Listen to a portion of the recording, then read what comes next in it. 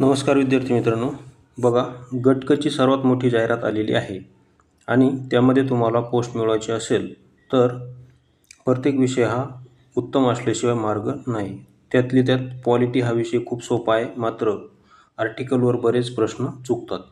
त्यामुळे मी तुमच्यासाठी भन्नाट ट्रिक्ससह संपूर्ण आर्टिकल्सची एक पेड PDF तसेच पेड कोर्ससुद्धा घेऊन आलेलो आहे. त्यासाठी तुम्हाला या नंबरवर संपर्क करायचा आहे. तर आता आपल्या ट्रिक्स कशा असतील, काय असतील, थोडासा डेमो मी तुम्हाला या व्हिडिओमध्ये दाखवतो. तर बघा, कलम 52 काय आहे? तर कलम 52 आहे भारतासाठी एक राष्ट्रपती असेल. बघा, कलम 52 आहे भारतासाठी एक राष्ट्रपती असेल, अशी तरतूद कलम 52मध्ये केलेली आहे. मग याची ट्रिक्स आपण काय केलेली बघा, तर याची ट्रिक्स अशी आहे. तर ट्रिक्स अशी आहे की 52 नुसार भारतासाठी एक ब्राह्मण समाजाचा व्यक्ती राष्ट्रपती असेल असं आपण समजू. काय? 52 नुसार भारतासाठी एक ब्राह्मण समाजाचा व्यक्ती राष्ट्रपती असेल असे आपण समजू.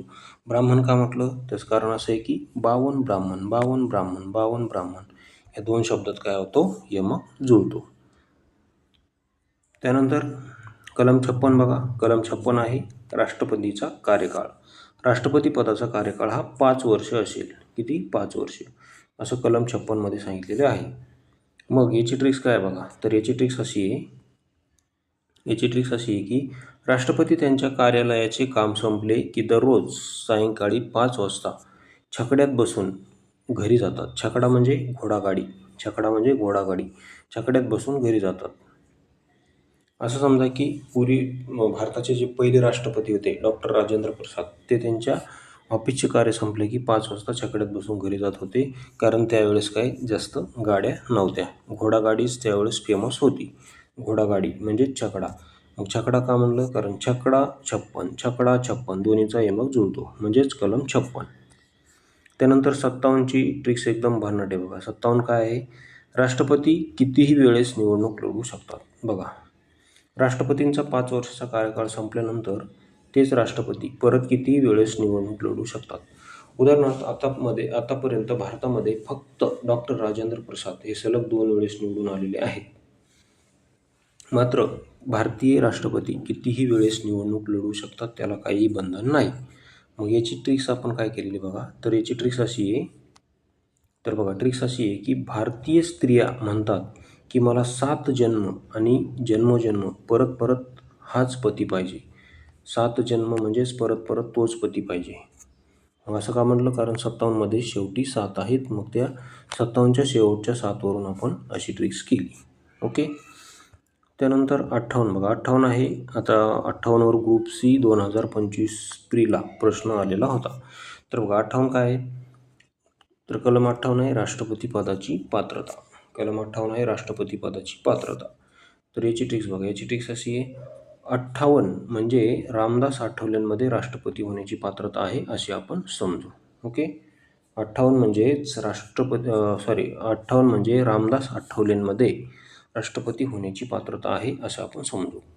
कारण 58 आठवले 58 दोन्ही शब्द काय सारखे आहेत.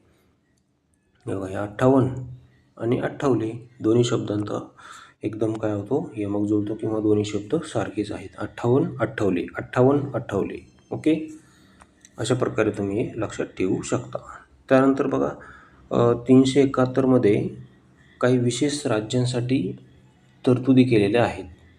371 A, B असं जेपर्यंत आहे. तर यावर नुकतीच आता जी ग्रुप B मेन्स झाली, तिला प्रश्न येऊन गेलेला आहे 2025ची. ओके. तर बघा, कलम 371 A काय आहे? तर कलम 371 A आहे नागालँडसाठी विशेष तरतूद. 371 A आहे नागालँडसाठी विशेष तरतूद. तर मग याची ट्रिक्स आपण काय केलेली आहे?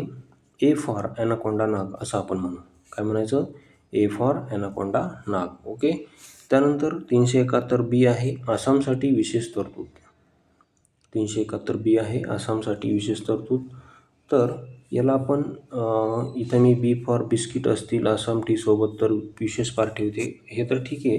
पण दुसरी एक ट्रिक्स केली की याला आसामला आम्ही बोरफुकन प्रदेश असं म्हणलं. कारण तिथं ते एक बोरफुकन हे यातीलले एक महान नेते आसामचे आहेत, म्हणून बीवरून. किंवा बोडोलँड प्रदेश असं पण म्हणू शकता तुम्ही, कारण बोडोलँड प्रदेश हा आसामचाच भाग आहे. मग बी फॉर आसाममधील बोडोलँड प्रदेशासाठी विशेष तरतूद, असं तुम्ही लक्षात ठेवू शकता. त्यानंतर 371C बघा काय आहे. 371C काय आहे, तर सी आहे मणिपूरसाठी विशेष तरतूद. 371C आहे मणिपूरसाठी विशेष तरतूद. तर याची ट्रिक्स कशी लक्षात ठेवणार. सी फॉर कॅटपूर म्हणजेच मणिपूर असे आपण म्हणू. सी फॉर कॅटपूर म्हणू आपण. सी फॉर कॅटपूर म्हणजेच मणिपूर. कॅटला आपण प्रेमाने काय म्हणतो, मणिमाऊ म्हणतो. ओके, म्हणून सी फॉर कॅटपूर म्हणजेच मणिपूर. त्यानंतर DE आहे आंध्र प्रदेशसाठी विशेष तरतूद.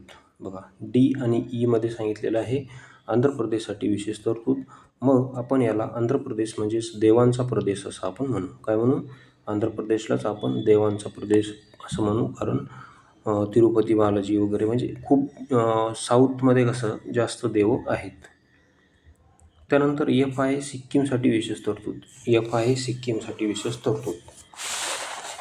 ओके, F आहे सिक्कीमसाठी विशेष तरतूद. मग याला आपण असं लक्षात ठेवू, F फॉर 5 रुपयाचा शिक्का. ओके, F फॉर 5 रुपयाचा शिक्का अशी आपण याला तरतूद करू.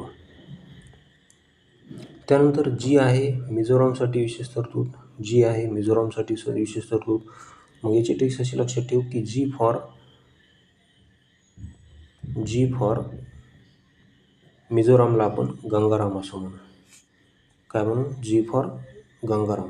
मिझोरामला आपण गंगाराम म्हणू. Okay, G for Gangaram. त्यानंतर H आहे अरुणाचल प्रदेशसाठी विशेष तरतूद. बघा 371 H आहे अरुणाचल प्रदेशसाठी विशेष तरतूद. मग H फॉर हसरा अरुण किंवा हसरी अरुणा असं लक्षात ठेवा तुम्ही. हसरा अरुण किंवा हसरी अरुणा. त्यानंतर I आहे गोव्यासाठी विशेष तरतूद. I आहे गोव्यासाठी विशेष तरतूद. मग याची ट्रिक्स अशी लक्षात ठेवा, I फॉर इंडिगो या विशेष विमानाने आम्ही गोव्याला गेलो. इंडिगो. I म्हणजे एंडी आणि शेवटी गो आहे. गो म्हणजे गोवा. ओके, त्यानंतर शेवटचं आहे J, कर्नाटकसाठी विशेष तरतूद. मग इथं JK सिमेंट असं लक्षात ठेवा. JK सिमेंट म्हणजे J म्हणजे J आणि K म्हणजे कर्नाटक आणि J म्हणजे 371 J. अशा प्रकारे आपले ट्रिक्स आहेत. आपल्याकडे असंच सायन्सच्या पण ट्रिक्स आहेत, इंग्लिश व्होकॅब्युलरीच्या पण ट्रिक्स आहेत. ओके, त्यासाठी तुम्हाला काय करायचं आहे, पेड PDF हवी असेल किंवा पेड कोर्स पण आहे आपल्याकडं संपूर्ण क्वालिटीचा. तसेच इंग्लिश व्होकॅब्युलरीचा पण ट्रिक्स पेड कोर्स तसेच PDF पण आहेत. त्यासाठी तुम्हाला या नंबरवर संपर्क करायचा आहे. ओके, व्हिडिओ पाहिल्याबद्दल धन्यवाद.